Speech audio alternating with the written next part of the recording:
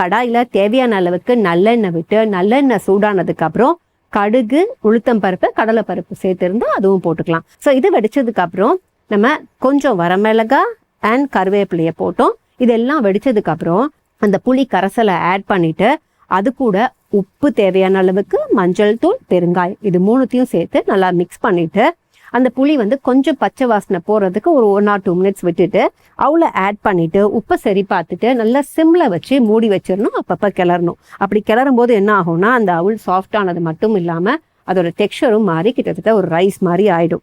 அதுக்கப்புறம் கொத்தமல்லியோ கருவேப்பிலையோ தூவி நீங்க எடுத்து வச்சிடலாம்.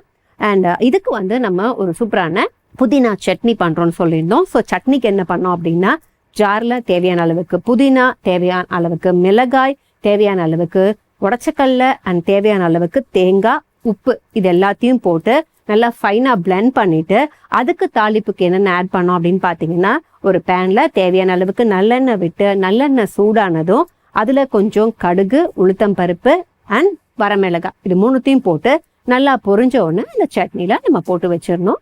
ஸோ இதுதான் இன்னைக்கு நாங்கள் செஞ்ச புளி அவுள் புதினா சட்னியோட செய்முறை விளக்கம்.